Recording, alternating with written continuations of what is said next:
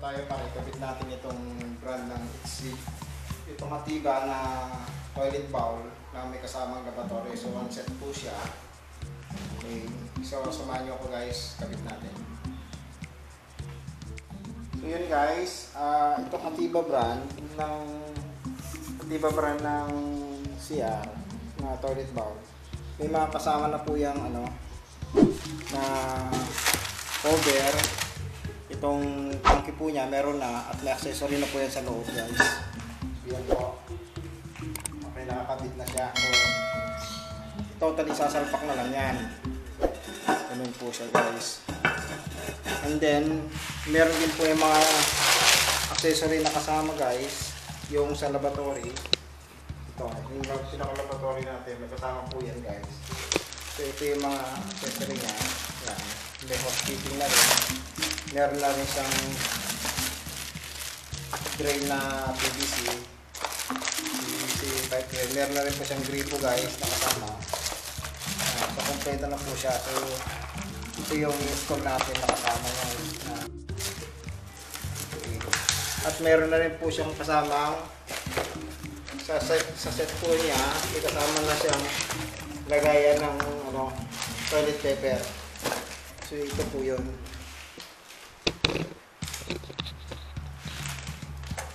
Ito po yung lagay ng toilet paper. So meron na rin siya kasama guys.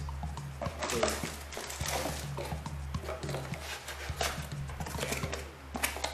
So yung pinakaset ko ng Atiba na brand ng it's CG.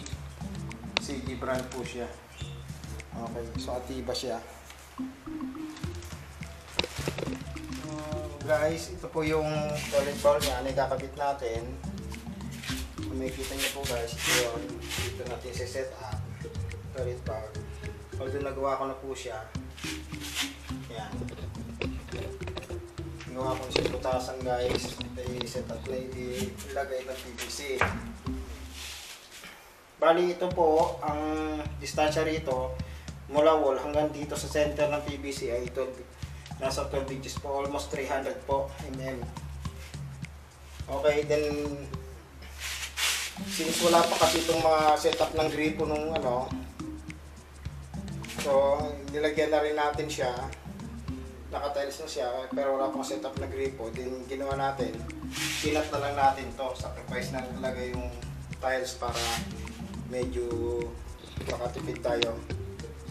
Then ang gagawin na po natin dito, itatapot na lang po natin yan na kasing kulay nitong natin tiles. So ito po makikita nyo, meron tayong toilet bowl wax po, ito wax.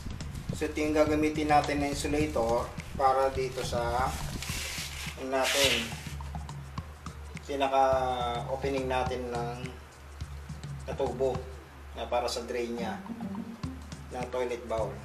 Okay.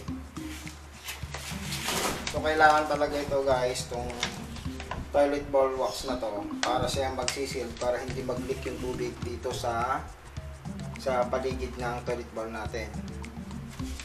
Okay, so yan, kabitan natin. So yung apply po natin ng tile grout para umabol yung kulay dito sa sa tiles natin.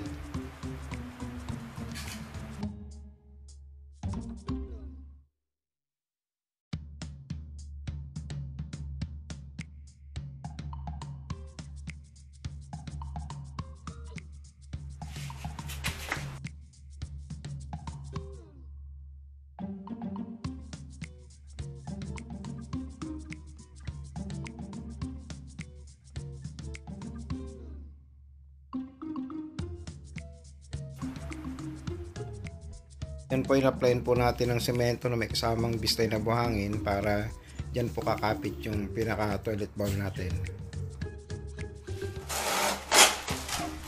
So yan guys, ilalapat po natin ito. Itong pinaka wax niya. Ito yung magsisil sa kanya para hindi tumagas ang ito magsisil para hindi tumagas ang tubig.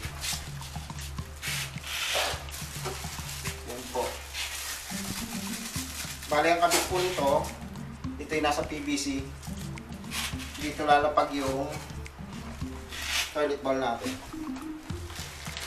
Tanggalin natin yung sarado para ay makalimutan. Okay. So, ganyan po. Yan. Okay, tsaka natin nilalapat yung bowl. Okay. So, yun guys, nilagyan natin ng purong semento yung lalapatan ng toilet bowl natin. Para sure na kakapit siya. Puro pong semento pa guys.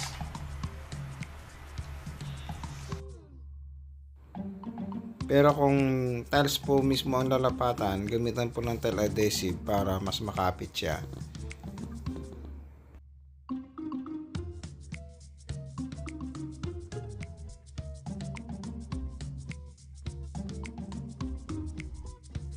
So yun guys, pag isisentro nyo na po yung bowl, itama nyo lang sa gitna yung pinaka butas nitong bowl.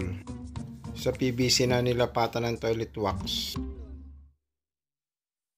Tsaka ginagamitan din po ito ng level bar para may setup ng tama yung bowl natin.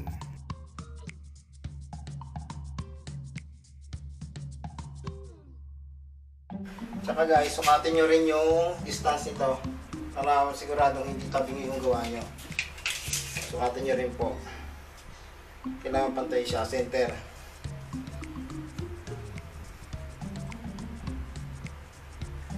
Yan. Ganyan po siya guys. Nag-level na natin siya. Ikasan na natin. So, patutuyin na lang po ito bago ikabit yung pinaka tangke.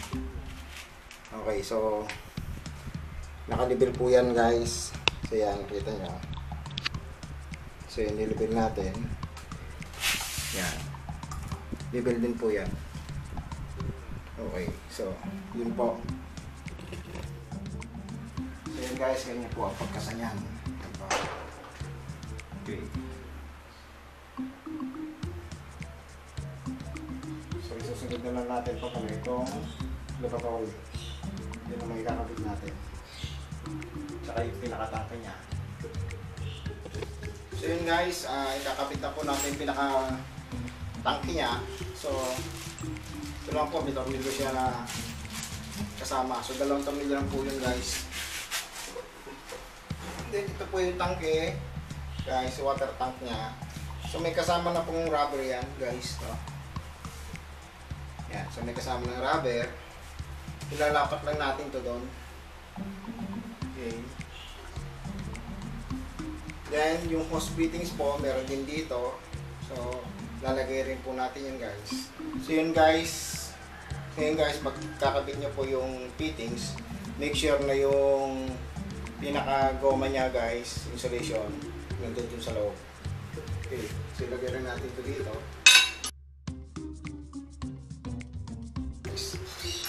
So, itong tools ko na to, so nabibili lang din ito sa online. Sakto po yan, para dyan talaga yan.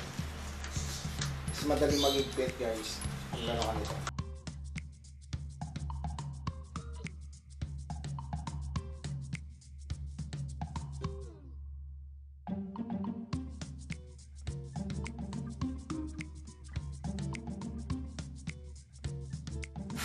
So yan, ikabit na po natin yung pinaka-fittings niya yung para sa tubig.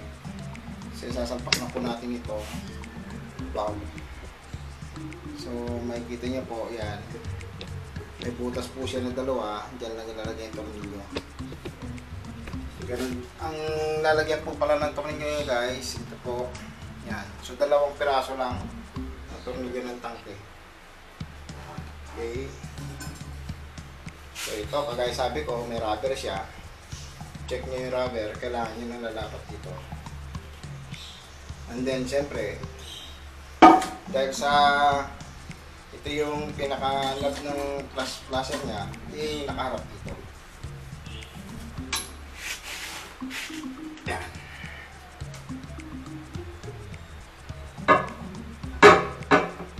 Yan po. Okay. Ito yung mga tornilyo niya. So So, kakapit na yung tornilyo.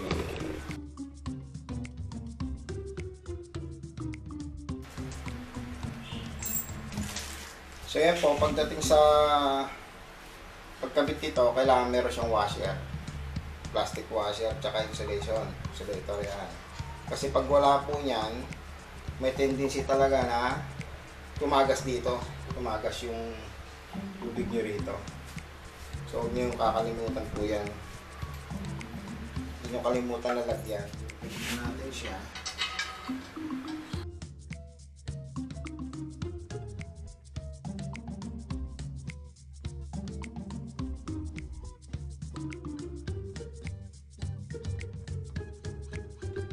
So, yan guys.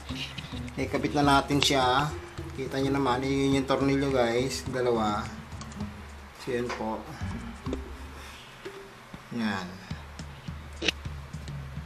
So, ganyan po magkabit ng ng water tank.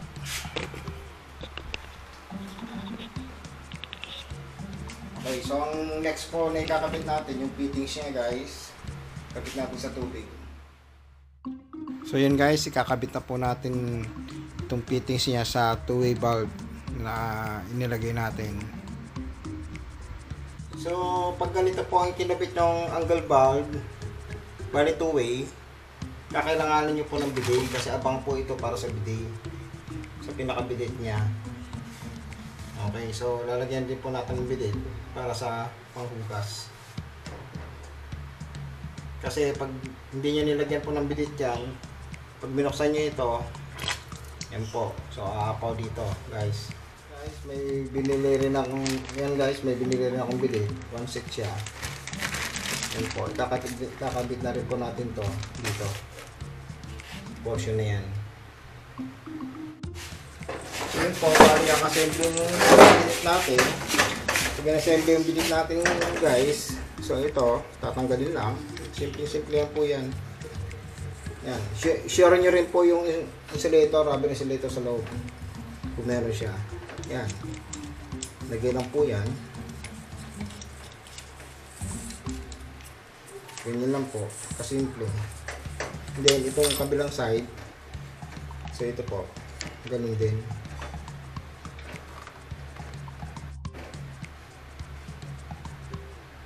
So yan po. So ganun din ito. Kailangan siguraduhin na may yung goma nandun para hindi mag-leak. Yan.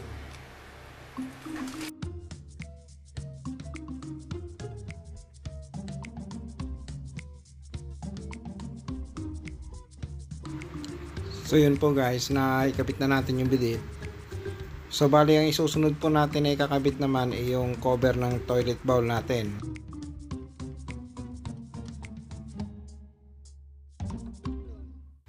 So bali ito po yung pinaka toilet bowl cover natin. So made to plastic siya, PVC. May makasama rin pong tornilyo ito. So yun po, meron din pong tornilyo. Lalagyan ng tornilyo rito, magkabila. Natin.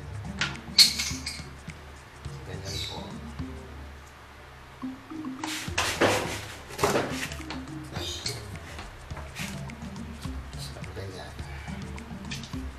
Yung goma, dito po yun ilalagay kasi dyan yung lalapat yung ano natin dyan lalapat yung pinaka ceramic. Yan. So ganyan pong kasayan. Yan. Yan po yung assembly niya guys. Yan po pinaka-assembly niya.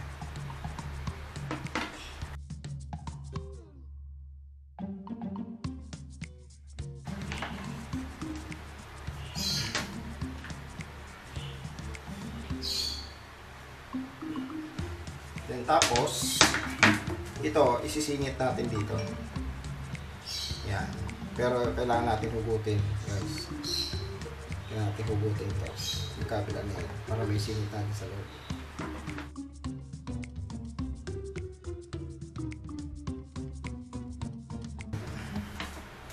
Yan. So pag inilagay kasi siya nakaganon.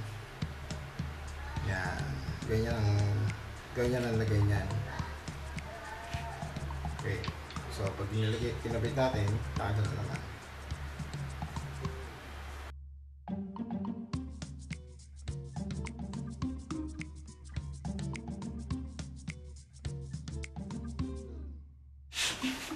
So, yan guys. Tusok lang natin.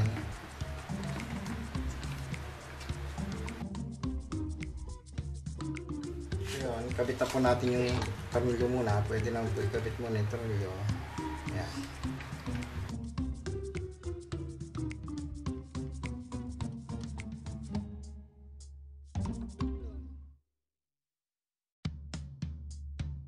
Ito, tusok na lang natin siya. So yun po, pag ikinabit na po natin, iwasan na huwag matanggal yung goma.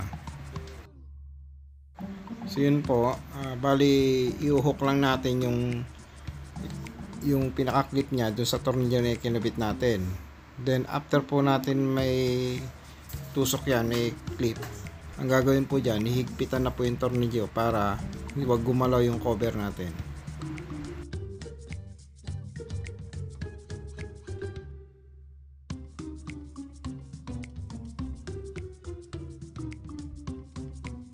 Yan, so yan guys, okay na po. So yan guys, makikita po natin na okay na siya. So kargahan natin ng tubig guys. Buksan ko na yung valve. Okay, so yan guys. Pinargahan natin yung tubig. Ito po. Yan. So far, wala nang pong tagas yung ginawa natin. Okay naman siya. Yan po.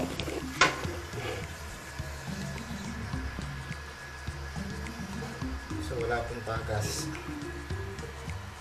Okay. Yan po.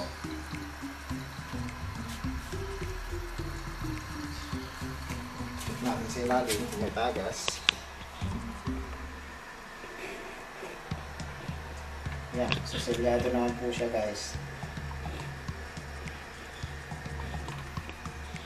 Wala siyang tagas. Okay. Yan. Same po. Okay. Testing natin. I-flush natin ngayon. Kung gumagana. Yun. Okay na.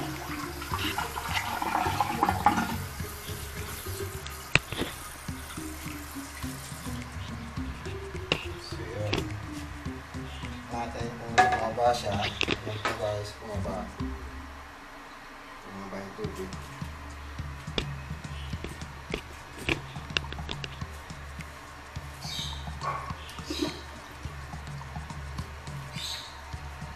Okay.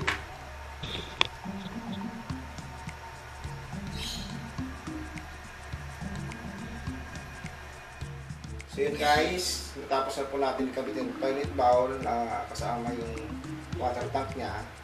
Sa part 2 po, na gagawin natin is kakabitan natin yung laboratory dito. So, sana may nakuha ka ng kaalaman dito sa bato na to paano magkabit ng toilet bowl. Thank you for watching. Please like and subscribe to my YouTube channel. Thank you!